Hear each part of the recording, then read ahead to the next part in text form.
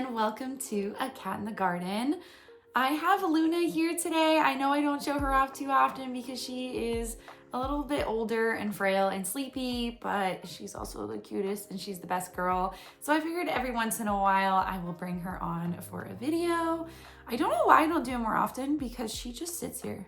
She doesn't squirm like Saffron and Nutmeg do sometimes. She's just really chill with it. She's chill with everything. But speaking of Saffron, it's really cold outside and I think it's 25 degrees today. Today's the coldest day of our deep freeze and it got down to 17, I think, overnight. And she still wanted outside because it's a nice toasty 70 degrees in my house. So the cats didn't know any better and they wanted outside. And so I was like, you know what? I'm tired of Saffron screaming. So I was like, I'll let you outside. You're gonna want back inside in 2 minutes. And the last time it was super cold out, she did. She wanted inside right away. So I let her out and she stayed out there. She was out there for like 10 minutes, having a great time. The birds, I don't think realized she was out there because they were staying in the yard for a while. And I think that also fueled Saffron to want to stay outside because they were just hanging out on the raised beds. And then I started to feel bad for the birds because we have food out there for them. Because when it's super cold, they need a little bit extra help. So I went and grabbed her, put her inside.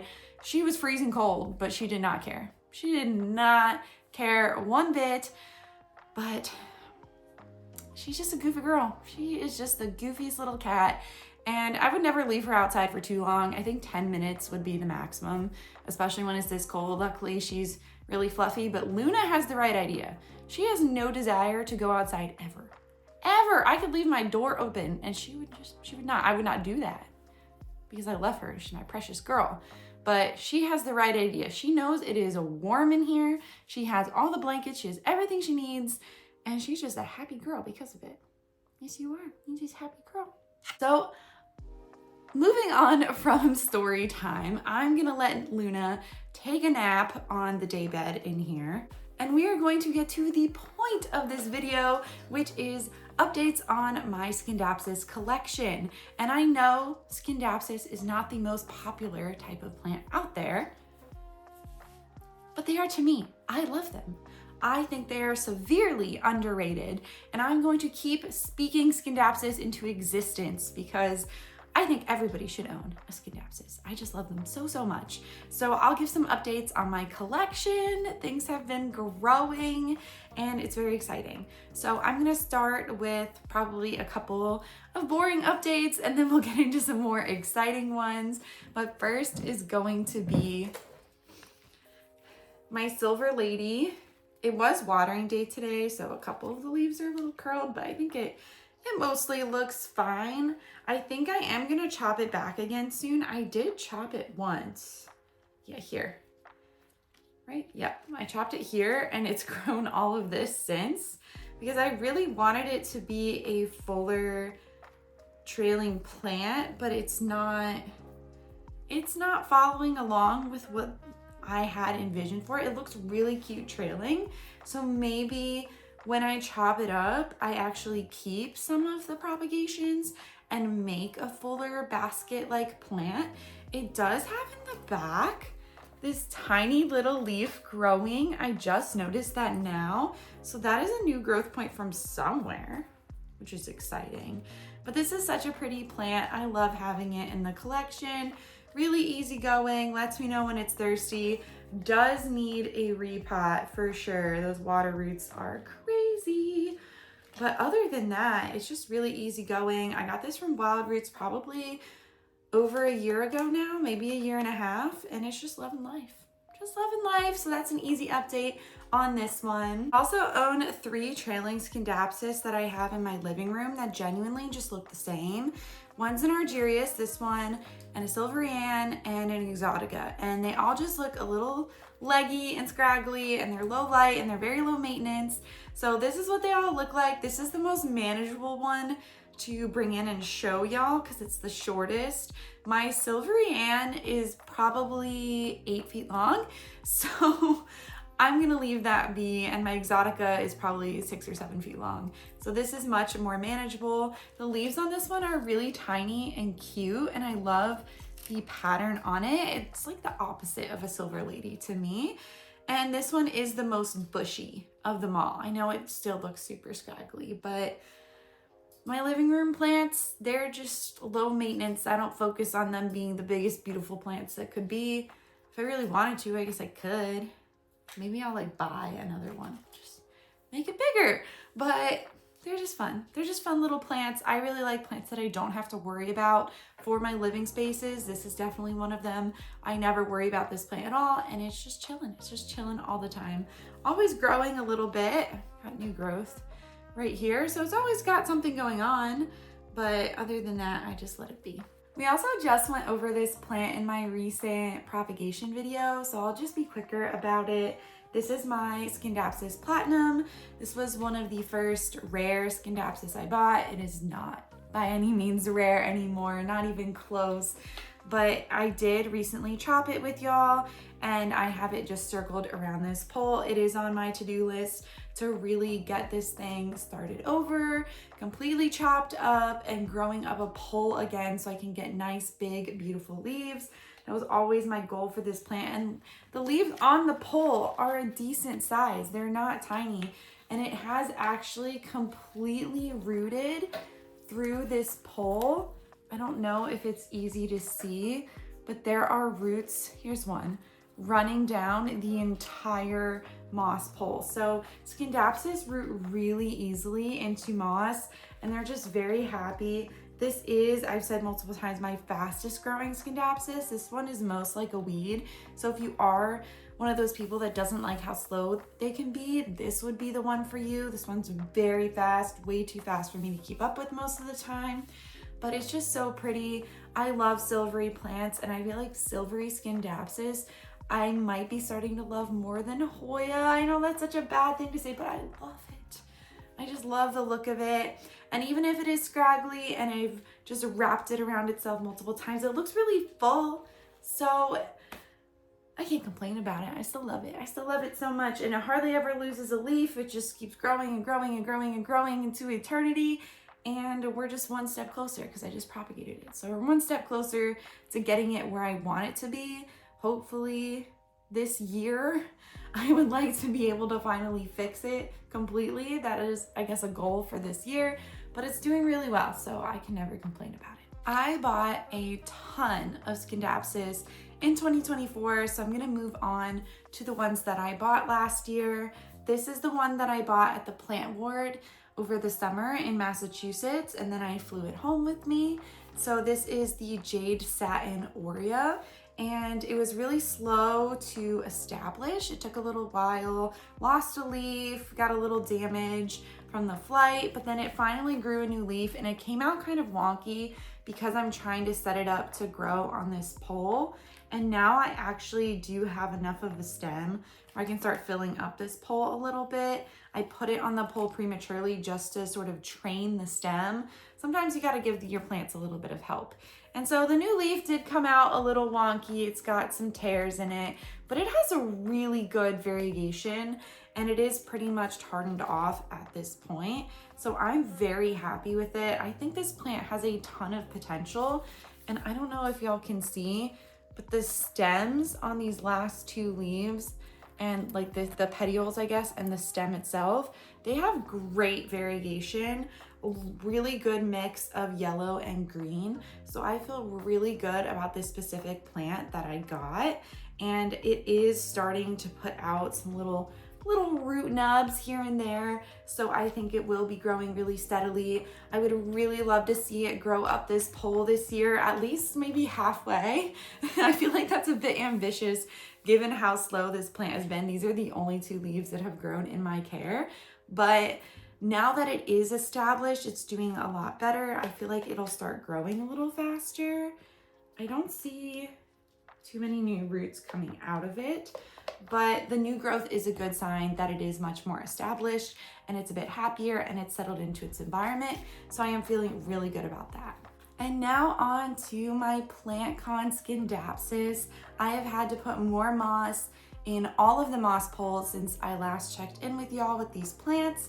This one has grown a new leaf, and it has another one ready to unfurl. This is the Scindapsus hask or green scale or snake scale, whatever you want to call it. I am really looking forward to getting this shingling because it looks so cool as a shingling Scindapsus. All those viral photos that you've seen on the internet of the shingling snake scale, that is this plant. Now, I still really like the leaves when they're more elongated and not shingling, but this one in particular just shingles really well. I don't know. No, it hasn't rooted into the pole yet. It really was the slowest one to start growing out of my PlantCon Scindapsus purchases. So it was kind of like the Jade Satin Aurea, and that it just took a little bit of time to establish, and I'm fine being patient with that. I really like that Scindapsus are slower growers. I know I say that every time I talk about them, but I really do. I love it. I love that they are slow, because then they don't require as much time and work and effort from me, and I can just sit back and enjoy them. And they also don't need watered quite as often as some of my other plants. So they are super low maintenance and just really pretty and striking. And I don't see any other genus of plant that looks quite like them. And now that there's so many variegated varieties out there, oh, it's just wonderful. It's so wonderful. So this one is doing really well. Like I said, it was the slowest one to start taking off, but once it started growing, it seems like it's gonna be pretty steady, even though it is a slower plant.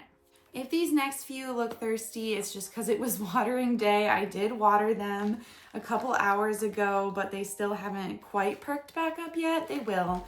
They totally will. They just got a little dry because with the cold and the heat on, there's been a lack of humidity in here. So the plants got a little drier than I anticipated. But this is the Scindapsus mangai, and it has grown quite a bit. Actually, this I need to attach to the pole. So let me do that really quickly while I'm here, because one of the sections is taller than the other. So the shorter one, I have to look out for and get it attached. It's not quite tall enough to put on the next one up, so I'll just have to keep an eye on that again. But this has been growing really steadily. The new leaves have been really variegated. So since I last showed these off, I think a couple months ago, the taller stem has grown at least 3 new leaves, and they all have this incredible variegation. I mean, look at that leaf. That leaf is gorgeous.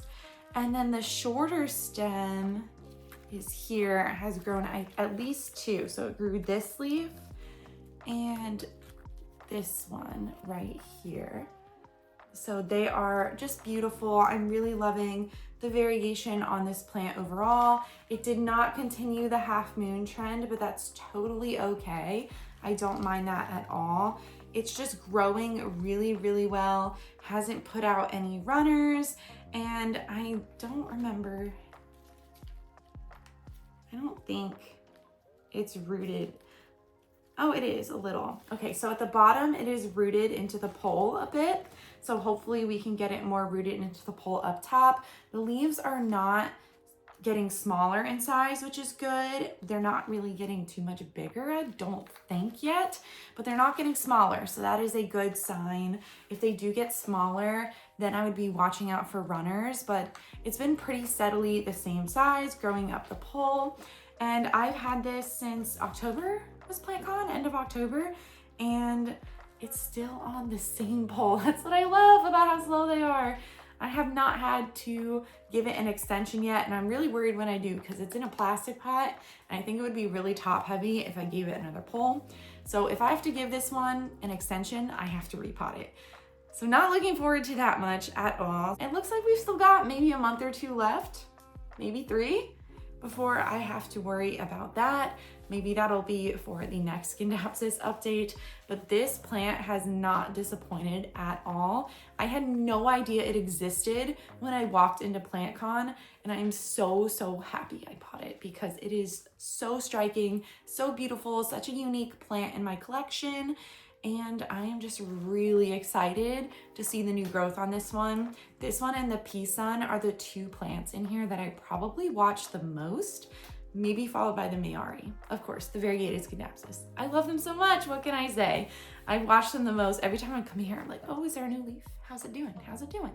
So, absolutely love this plant. Speaking of the pea sun, it has been growing. I know it looks so thirsty. I promise I watered it a couple hours ago, but it'll bounce back. It's fine. It's been growing. It is actually really rooted into this pole. So it is doing the best, I guess, at establishing itself out of any of my new Scindapsus from last year. And the leaf size has remained about the same, which I'm happy with. The shorter stem is all the way down here. So this is the newest leaf. The shorter stem is the more highly variegated portion of the plant, but this section does have an okay amount of variegation. Let me block my face so it focuses. It's hard when they look so thirsty, but then it has a new leaf that is about to unfurl. I just put in new moss in this one so that it kind of has some room because it was starting to look a little bit like a runner, so I was a little concerned about that. But the bottom section, the leaves are sizing up, I think, a little bit better. So if need be, I'll chop this one. It's the less variegated section anyway, and we'll rock with the higher variegation section as the main section. This is just such a beautiful plant. It's silvery and it's variegated. So those are just, those are things that make my heart so happy in a plant.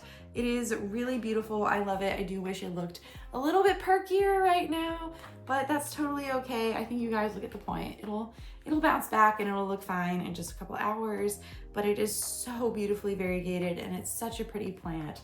And I also had no idea it existed before I walked in PlantCon, but I'm so happy I bought it. This next Scindapsus is probably the biggest update out of all of my collection of them. And it's something I have been telling you guys I'm gonna do for such a long time. And I finally did it. I up-potted my Mayari and I potted both of them together. So I just did this. I have the original plant that I bought. What was that plant show? The Texas Aeroid Show. I bought it at the Texas Aeroid Show in October 2023. And then I have the smaller plant that I bought at PlantCon in 2024. And last time I showed y'all this plant, this leaf had not unfurled yet, but look at how beautiful it is. It is getting more variegation. I was so worried with these leaves that it was gonna be a low variegation plant. And I was really inspired to get it on a pole because it did have a little bit of a runner here. It's like, okay, it's time. We need to get this on a pole before we get into runner territory permanently. So since it put out this leaf, got it on the pole. Hopefully it'll attach itself soon. I did put moss in here, but I feel like I need to put in a little bit more.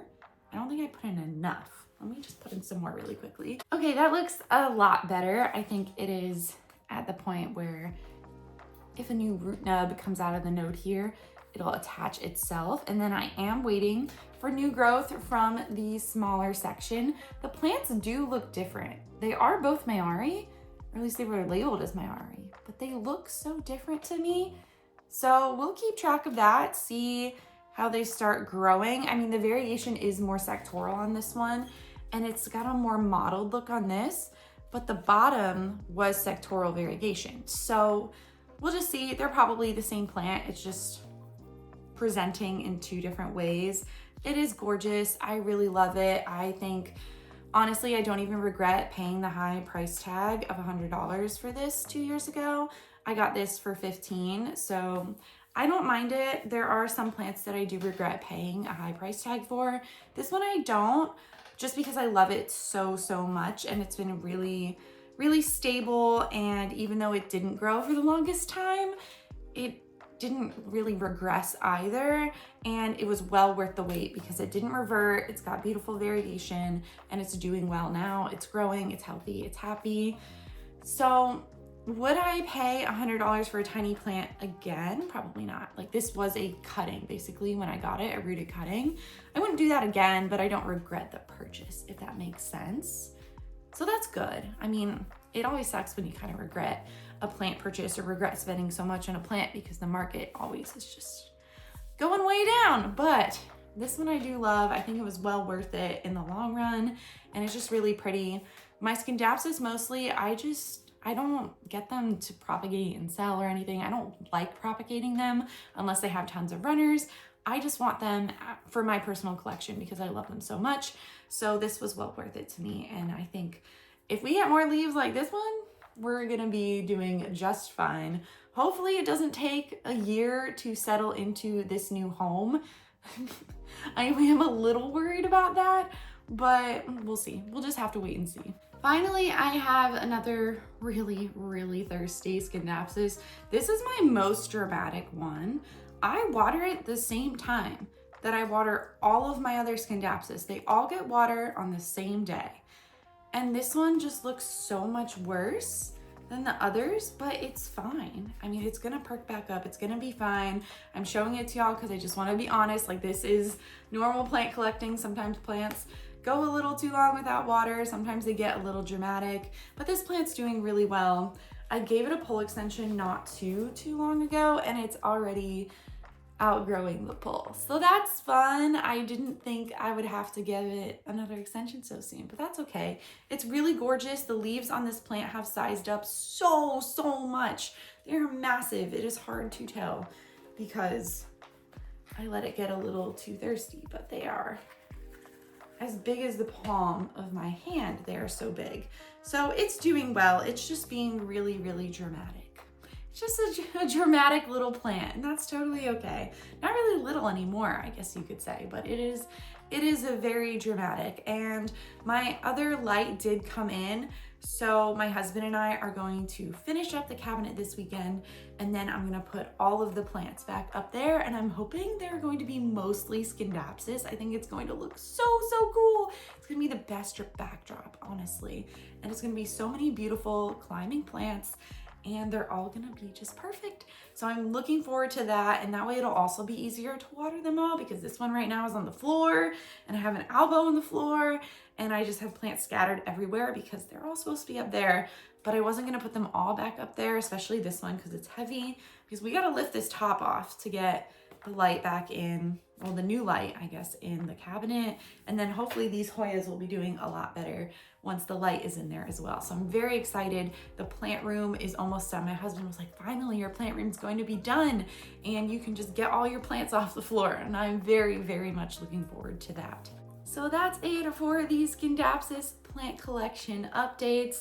Luna was just napping the entire time, having a great time in here. She loves the new setup in this room and has been hanging out in here so much. She is the best girl.